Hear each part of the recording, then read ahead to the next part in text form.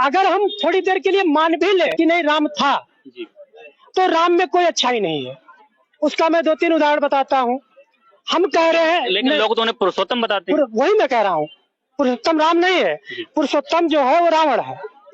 किसी की बहन को अगर छेड़ा जाए, यहाँ इतने लोग करे हैं, अगर किसी की बहन को छेड़ा जाए, कौन ऐसा भाई है कि अपनी छेड़ी हुई बहन का बदला नहीं लेगा? बिल्कुल सही, बताइए। बहुत अच्छा। रावण की बहन को, सुपनखा को राम ने छेड़ा। राम से उसने प्रस्ताव रखती है कि मैं शादी करूंगी। राम मना कर देते हैं कि मैं शादीशुदा हूँ, लक्ष्मण से पूछ लो। लक्ष्मण के पास जाती है। तो मेरा ये सवाल है कि जब एक ही मंडप में एक ही जगह चारों भाइयों की राम की शादी हो गई थी, तो राम ने झूठ क्यों बोला कि लक्ष्मण के पास चले जाओ?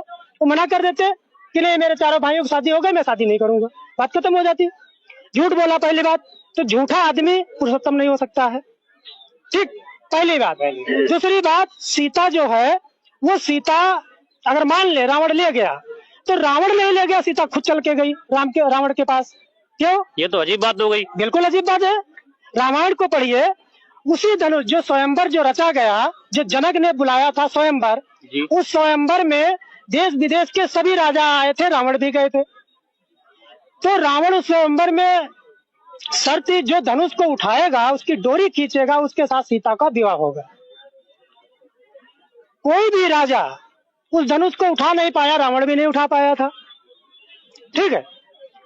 तो रावण भी नहीं उठा पाया था, तो उसमें एक दोहा मुझे याद नहीं है, दोहा है कि 10,000 राजा एक साथ उठाए थे। भूप सहस्र दस एक ही वारा, लगे उठावन टारे न डारा। हाँ, मतलब 10,000 राजा उठाए थे उसको जी। तो मेरा ये सवाल है, 10,000 लोगों को खड़ा करिए, एक आदमी को लगभग 1.5-2 फीट जमीन चाहिए है। 10,000 राजाओं को खड़ा करिए आप, तो कम से कम 3 किलोमीटर की लाइन बनेगी। तो क्या धनुष 3 किलोमीटर का था?